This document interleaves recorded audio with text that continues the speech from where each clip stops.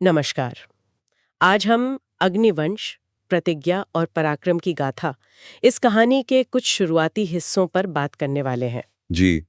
हमारे पास कहानी के कुछ अंश हैं और इनसे हम राज्य, वंश और जो मुख्य नायक हैं उनकी बुनियाद को समझने की कोशिश करेंगे। हाँ। इन अंशों में सम्राट विक्रांत सिंह अग्निवंशी, रानी तारा देवी, भैरव सेन, ऋषि अग्निधर और देवी कालिका, हम्म। इन किरदारों का जिक्र आता है। और देखिए, कहानी की शुरुआत ही एक बहुत ही, आप कह सकते हैं, अनोखे दावे से होती है हम्म। कि ये राजवंश खुद को अग्नि से उत्पन्न मानता है। इसीलिए नाम है अग्निवंश। अग्निवंश। अच्छा। हाँ, ये सिर्फ नाम नहीं है, ये एक तरह से कहानी के पूरे माहौल और किरदारों के स्वभाव की कुंजी है। यहीं से वो पराक्रम और शायद थोड़ी अस्थिरता वाली बात भी जुड़ती है। हाँ, ये अग्नि वाला पहलू वाकई में बहुत दिलचस्प है। स्रोत बताते हैं कि अमरगढ़ राज्य जो था वो पहाड़ों के बीच बसा था। जी। और इसके पहले राजा सम्राट ईशवर्धन, उनके बारे में कहा जाता है कि वो सृष्टि की पहली ज्वाला से पैदा हुए थे। ऐसा भी सुनने में आता है कि उन्हें खुद अग्निदेव से युद्ध कौशल का वरदान मिला था। बिल्कुल।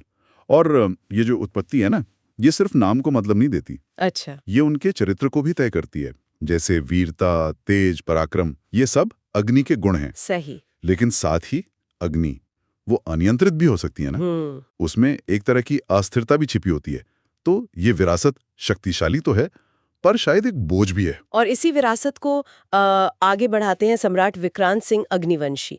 उनके बारे में कहा गया है कि तलवार से भी ज्यादा तेज उनकी नजर थी। हाँ, और आवाज से ज्यादा प्रचंड उनका मौन। ये विरोधाभास यही उनके चरित्र को काफी दिलचस्प बनाता है और उनके जन्म पर भी कुछ अजीब से संकेत मिले थे। जी हाँ, जिसके बाद ऋषि अग्निधर ने एक भविष्यवाणी की थी। हाँ, ना? हाँ, और वो भविष्यवाणी बहुत अहम है। उन्होंने कहा ये बालक सिर्फ सम्राट नहीं, अग्निवंश का निर्णायक होगा। निर्णायक। हाँ, इसकी प्रतिज्ञा ही इसका भाग्य लिखेगी और उसका नतीजा युद्ध से होगा। ओ, मतलब जन्म से ही उन पर एक बहुत बड़ी जिम्मेदारी और शायद एक तय रास्ते का भार डाल दिया गया था। बिल्कुल। और उन्होंने अपनी काबिलियत साबित भी की। बिल्कुल। मुझे याद है केवल 14 साल की उम्र में जी हाँ।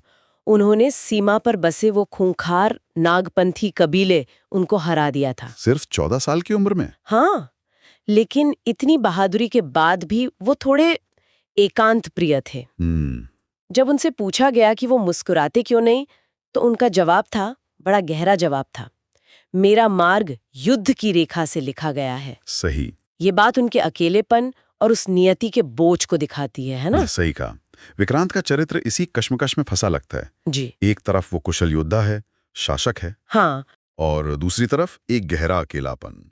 वो भविष्यवाणी उनके हर कदम पर एक साए की तरह है। जैसे उनका ये कहना ना कि मेरा मार्ग युद्ध की रेखा से लिखा गया है, ये नियति की एक गहरी समझ दिखाता है। शायद एक तरह की लाचारी भी। हाँ, शायद। यही बाहरी शक्ति और अंदर की ये कश्मकश कहानी को परते देती है। फिर कहानी में एक बड़ा दिलचस्प मोड़ आता है, एक सपने से। हाँ, वो सपना।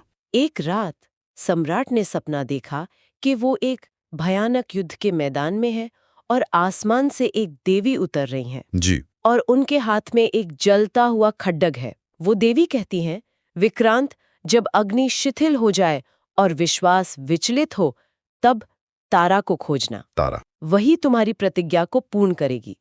अब ये तारा कौन है? कोई स्त्री, कोई जगह? हाँ, यही रहस्य और गहरा हो जाता है। ऋषि अग्निधर ने जब सपने का नत्वा समझाया, हाँ, तो उन्होंने कहा कि तारा सिर्फ कोई स्त्री नहीं, बल्कि एक प्रतीक है, एक शक्ति है। एक शक्ति। हाँ, एक शक्ति जो भविष्य के उस निर्णायक युद्ध में उनके साथ होगी। लेकिन इसमें एक चेतावनी भी छिपी थी। चेतावनी? कैसी चेतावनी? चेतावनी ये कि ये शक्ति प्रेम के बंधन से जुड़ी होगी, और यही प्रेम का बंधन विक्रांत की सबसे बड़ी परीक्षा बनेगा। ओहो, शक्ति और प्रेम एक साथ, और वही परीक्षा भी। ये तो कहानी को बहुत पेचीदा बना देता है। बिल्कुल। तो इन शुरुआती अंशों से हमने अग्निवंश की नींव समझी, अग्नि से जन का मतलब समझा, सम्राट विक्रांत का वो विरोधाभासी चरित्र, हाँ, उनकी नियति से जुड़ी वो भविष्यवाणी, और तारा के रूप में एक रहस्यमय शक्ति या शायद व्यक्ति की खोज का संकेत भी मिला। कहानी का जो शीर्षक है, प्रतिज्ञा और पराक्रम, उसके तत्व यहाँ साफ नजर आते हैं। बिल्कुल।